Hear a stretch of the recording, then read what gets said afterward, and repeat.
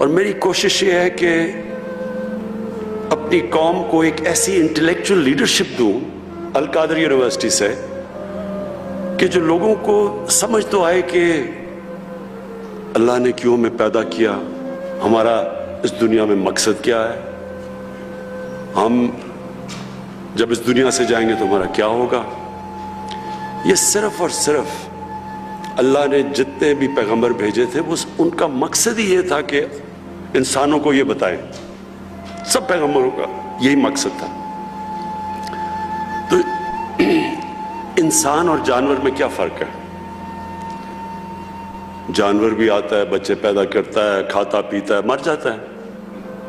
تو اگر انسان بھی پیسہ بنائے، بچے پیدا کرے، اپنے لیے کھائے پیے اور مر جائے تو اس میں اور جانور میں زیادہ فرق نہیں ہے۔ انسان اشرف المخلوقات ہے، اللہ کی سب سے عظیم مخلوق۔ فرشتوں کو اللہ نے کہا کہ اس کے سامنے جھکو، اور شیطان کو اللہ نے اس کو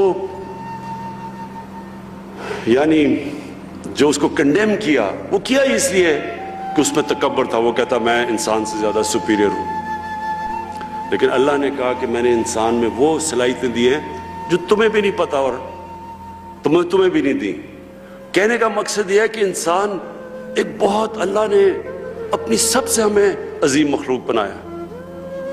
تو جب تک انسان اپنا دنیا میں مقصد نہیں سمجھتا، یہ دنیا میں آپ دیکھیں افراتفری مچی ہوئی ہے، لالچ ہے، پیسے کے پیچھے بھاگ رہے ہیں کہ جیسے پیسے سے خوشی آ جائے گی۔ ایک نیو یارک ٹائمز سے میں نے پڑھا ایک دفعہ، ایک 50 سال آدمی نیو یارک کے اندر ٹاپ سائیکائٹرسٹ تھا۔ اس نے 50 سال کے بعد اپنی فائنڈنگز دی، اور اس کے نمبر 1 فائنڈنگ کیا تھی کہ اس نے کہا جو میرے پیشنٹس تھے ان میں نے ایک چیز دیکھی کہ جتنا اس کا پیسہ بڑھتا رہا اور اس کی دولت بڑھتی رہی، اتنی اس کی خوشی کم ہوتی گئی۔ انورس ریلیشن شپ تھی پیسے کی اور خوشی کی۔ اب میں کہنا نہیں چاہتا لیکن ہمارے بھی ہیں، اب دیکھیں کہ وہ اتنے بڑے یہاں اربوں پتی بیٹھے ہوئے ہیں، آپ یقین کریں میں آپ کو لکھ کے دیتا ہوں کہ ان کو پتہ ہی نہیں کہ ان کے پاس کتنا پیسہ ہے۔ 30 سال میں اس ملک کا پیسہ چوری کیا، ان کو پتہ ہی نہیں ہے کتنا پیسہ ہے۔ لیکن اللہ قرآن میں کہتا ہے کہ میری زمین پہ نکل کے دیکھو، ہر جگہ میرے اشارے ہیں، ہر جگہ میں سبق دیتا ہوں تمہیں، تو ان کو دیکھو کہ لعنت ہے ایسے پیسے کی۔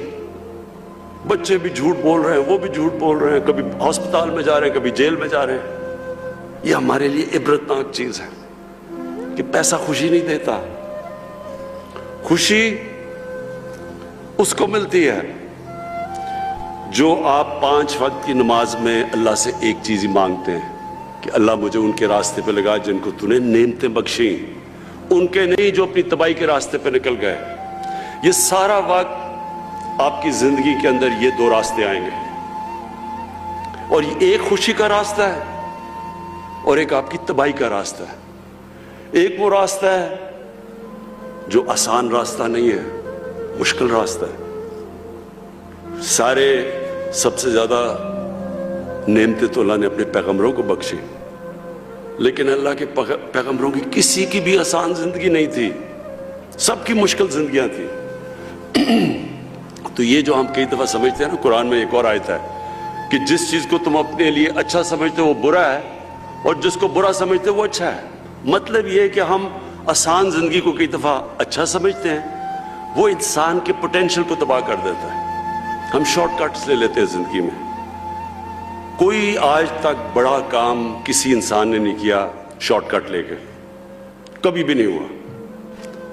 اگر اللہ کے حبیب جو انسان کو اللہ نے سب سے زیادہ پیار کیا، اگر ان کو 13 سال سب اتنے مشکل وقت سے اللہ نے گزارا تو برا تو نہیں ہوگا ہمارے لیے۔ اللہ نے ثابت کیا کہ جب وہ دنیا کی تاریخ کے سب سے گریٹسٹ لیڈر بنے تو 13 سال ان کو سب سے مشکل وقت سے گزارا۔ 10 साल के बाद सिर्फ 40 लोग मुसलमान थे, और वो दुनिया की तारीख में ऐसा इनकलाब नहीं आया जो उन्होंने 23 साल के बाद, उनकी नबूवत के 23 साल के बाद जो वो इनकलाब आया। कभी इसलिए मैंने अल-कादर यूनिवर्सिटी बना रहा हूं कि हमें पता, स्टडी करें हमारा इंटेलेक्ट कि वो क्या चीज थी, वो क्या क्वालिटीज थी कि उन्होंने वो अरब जो तकसीम हुए थे, जिनकी हैसियत कोई नहीं थी, 2 सुपर पावर्स थी दोनों तरफ, वो क्या चीज थी कि 13, 15, 16 सालों के अंदर वही जिनकी हैसियत नहीं थी, वो 2 सुपर पावर्स उनके सामने घुटने टेक गई और दुनिया का सबसे अजीम सिविलाइजेशन किया।